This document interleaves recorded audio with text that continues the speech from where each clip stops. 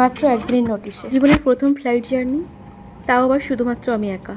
13 জুলাই 2026। দিনটা আমার কাছে সারা জীবনই স্মরণীয় দিন হিসাবেই থাকবে। একটা মেয়ে যে কখনো পর্যন্ত তার এরিয়ার বাইরে ছাড়া কোথাও আসেনি, একা কোনোদিনও ট্রেন পর্যন্ত একা জার্নি করেনি, সেই মেয়েটার জন্যই ফার্স্ট ফ্লাইট ট্রাভেল কেমন হতে পারে সেই বিষয় নিয়েই থাকছে আজকের আমার ভিডিও। বাড়ি থেকে বেরোনোর আগে যাচ্ছি ছেড়ে আমার দেশ কথাটা মাথায় আসছিল না, কিন্তু যাচ্ছি ছেড়ে আমার মা কথাটা মাথায় আসছিল। কিন্তু এমন একটা পর্যায়ে ছিলাম যেখানে মাকে এক্সপ্রেস করতে পারছিলাম না আমার মধ্যে কি হচ্ছে। সেই সময়টা আমি যদি মাকে বোঝানোর চেষ্টা করে ফেলি পুরোপুরি আমার ভেতরে কি হচ্ছে, তাহলে মাকে সামলানো খুব কঠিন।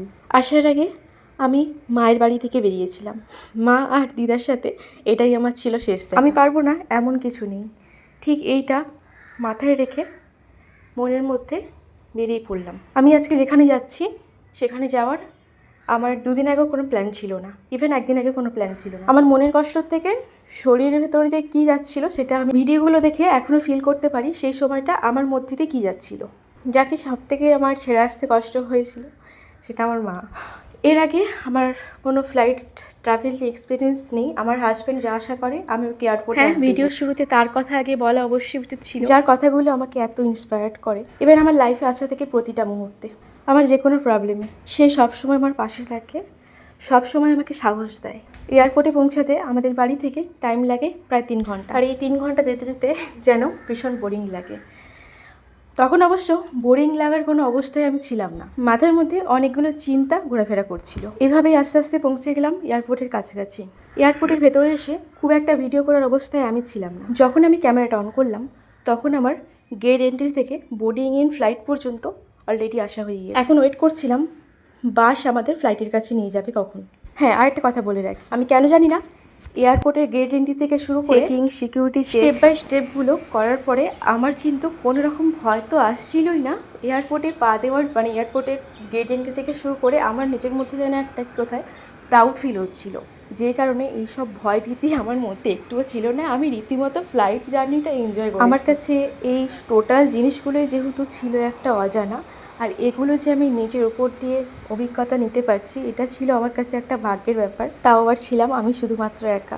একা থাকার কারণে আরও বেশি করে প্রাউড ফিল হচ্ছে। আসলে কি জানেন তো, আমাদের কনফিডেন্স লেভেলটা যদি হাই থাকে তাহলে কিন্তু আমরা পারি না এমন জিনিস কিছুই হয় না। তো ফাইনালি সৌভাগ্য হলো ফ্লাইটের ভেতরটা কেমন হয় ফাইনালি আজকে নিজের চোখে দেখলাম। আমার কিন্তু সিট নাম্বার ছিল একদম আমাদের সবচেয়ে চয়েসফুল জায়গা জানালার পাশে, যাতে পুরো ভিউটা একদম এনজয় করতে পারি নামার আগে পর্যন্ত। তো ফাইনালি নিজের সিট করে ফেললাম। আর একটা কথা আপনারা হয়তো দেখে আমাকে বুঝতেই পারছেন আমার মনের মধ্যে যতটা কনফিডেন্স ছিল আমি আপনাদের এখন বলছি। আমার চোখ মুখের অবস্থা কিন্তু কোনো কনফিডেন্সফুল দেখে মনে হচ্ছিল না, কারণ আমি ভীষণ টায়ার্ড ছিলাম। আর কয়েকদিন যাবৎ আমার সিচুয়েশানটা ছিল ভীষণ স্ট্রেসফুল। আর নিচে এখন চলছে সব কিছু কালেক্ট, যারা অনেক বেশি অ্যামাউন্টের জিনিস নিয়ে আসে। তো আমাদের ফ্লাইটের টাইম ছিল 4:55, প্রায় টাইম হয়ে এসেছে। আর একটা জিনিস লক্ষ্য করলাম, এটা আমি ফোনে দেখেছি এতদিন, যে ফ্লাইট কীভাবে স্টার্টিংয়ের সময় কীভাবে ফার্স্ট স্টেপটা কমপ্লিট করে আর ফ্লাইটটা কীভাবে আস্তে আস্তে রানিংয়ে যায়, সেটা দেখার ইচ্ছা খুব ছিল আমার। কারণ একেবারে তো উপরে যায় না, আর স্টেপ বাই স্টেপ কীভাবে যায় এটা আমি খুব এনজয় করেছি এবং ফিল করতেও পেরেছি। এই সময়টাই ফিল করা যায় যখন উপরে যায়, তার আগে পর্যন্ত নিচে নামার সময় ফিল করা যায়, আর উপরে ওঠার সময় একমাত্র খুব ভালো করে ফিল করা যায়। তারপরে কিন্তু আর ফিলিংস সেরকম আসে না, জাস্ট মেঘ, উপরে একটা আকাশ নিচে একটা আকাশ, মানে দুই দিকেই মেঘ, উপরেও মেঘ থাকে নিচেও মেঘ থাকে। তো মেঘের মাঝখান দিয়ে যায় মনেভাবে আস্তে আস্তে স্টেপ বাই স্টেপ আস্তে আস্তে উপরে উঠছে, আর এই জিনিসটা এত সুন্দরভাবে ফিল করা যায়। আমি তো মাঝখানে ক্যামেরা অফ করে দিয়ে জায়গাটা ফিল করছিলাম, পুরো খুব সুন্দর লাগছিল ওই সময়। তো ফাইনালি নর্মালি যে হাইটে থাকে সেই হাইটে এসে গেছে। এখন অনেকটা স্পিডে যাচ্ছি কিন্তু বোঝা যাচ্ছে না, কারণ এটা বোঝা যায় না। আমি যেটা দেখলাম আগে ভাবতাম বোঝা যায়, কিন্তু বোঝা যায় না।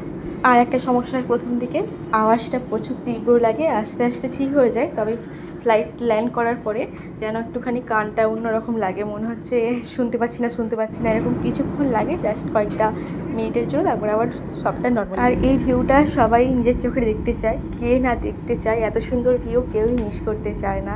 ফাইনালি আমার আজকে নিজের চোখে দেখার সৌভাগ্য হলো এই ভিউটা। ফাইনালি ল্যান্ড করার সময় এসে গেছে।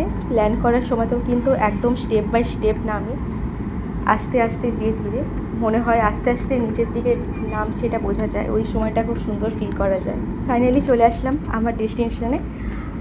আর আমাকে এত দূর যে মানুষটা গাইড করে নিয়ে এসেছে, সেই আমাকে ল্যান্ড করার পরে আমার কোনো চিন্তা নেই, পুরোটা হ্যান্ডেল করবে। এমন একটা মানুষ পাশে থাকলে কোনো কিছু নিয়ে চিন্তা করতে হয় না। ওকে, এখানটাও ভিউটা খুব সুন্দর লাগছে, ওপর থেকেও সুন্দর লাগছিল, নিচে এসেও সুন্দর লাগছে। আশা করি অনেকে গেস করতে পারছেন কোথায় এটা। কি কেউ গেস করতে পারলেন কোথায় এসেছি? একটু আগে ছিলাম কলকাতায়, এসে পড়লাম সিটি অফ ড্রিম মুম্বাই। সময়ের এতটাই ডিফারেন্ট। এই যে আমার গাইডম্যান, যে আমাকে গাইড না করলে আমি এত দূর আসতে পারতাম না। আমরা বেরিয়ে চলে আসলাম একটা মলে, আর খুব লিমিটেড জিনিসপত্র আমি এনেছি, যেহেতু তো ইমার্জেন্সি যেগুলো লাগতো সেগুলো আমি। তো ব্লগটা অনেক অনেক বড় হয়ে গেল আমি বুঝতে পারছি, কিন্তু আমার ফিলিংসগুলো আমি শেয়ার করতে পারলাম যাতে পরে দেখতে পারি। আমরা যেই রিসর্টে থাকবো, তো এটা কিন্তু মুম্বাই এয়ারপোর্ট থেকে বেশ অনেকটাই দূরে। যেখানে দ্বীপ কাজ করে অ্যাকচুয়ালি সেইখানে কাছাকাছি রিসর্টটা আছে।